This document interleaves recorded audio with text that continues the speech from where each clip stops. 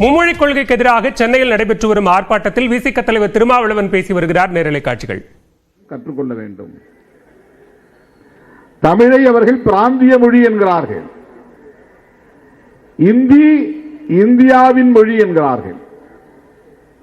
இது எவ்வளவு பெரிய அபத்தம் என்பதை எண்ணி பார்க்க வேண்டும். தமிழ் பிராந்திய மொழி என்றால், வட்டார மொழி என்றால், இந்தியும் வட்டார மொழிதான். அது சில மாநிலங்களில் மட்டும்தான் பேசப்படுகிறது.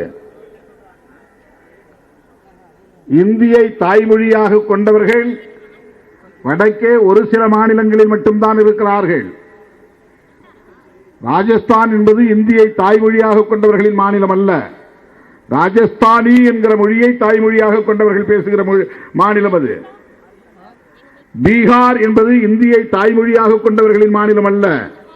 பீகாரி என்கிற ஒரு மொழி அவர்களுக்கான தாய்மொழி இருக்கிறது. இப்படி அந்த பகுதியில் இருக்கிற அந்த சென்ட்ரல் பிராவின்ஸ் என்று சொல்லப்படக்கூடிய மத்திய இந்தியா பகுதியில் உள்ள மாநிலங்களை அவர்களின் தாய்மொழியை இன்றைக்கு சிதைத்து விட்டார்கள், அழிந்து விட்டது. 1951 ராஜஸ்தானில் ராஜஸ்தானி பேசியவர்கள் 80 விழுக்காடு இருந்தார்கள். இந்தியை பேசுகிறவர்கள் 20 விழுக்காட்டிற்கும் குறைவாக இருந்தார்கள். ஆனால் இன்றைக்கு நிலை என்னவென்றால், ராஜஸ்தான் மாநிலத்தில் இந்தியை பேசுகிறவர்கள் 80 விழுக்காடு மாறிவிட்டார்கள். அவர்களின் தாய்மொழியான ராஜஸ்தானியை பேசுகிறவர்களின் எண்ணிக்கை குறைந்துவிட்டது. இப்படித்தான் அதை ஒட்டியுள்ள எல்லா மாநிலங்களிலும் அவர்களின் தாய்மொழியை சிதைத்துக் கொண்டிருக்கிறார்கள். இந்தி என்பது அடிப்படையில் ஒரு மொழியே அல்ல. வெவ்வேறு மொழிகள் அங்கே பேசப்படுகின்றன. அவையெல்லாம் இன்றைக்கு இந்தியாக மாற்றப்பட்டிருக்கிறது, அழைக்கப்படுகிறது. தமிழுக்கு எழுத்து இருப்பது போல் இந்திக்கு தனியே எழுத்து கிடையாது.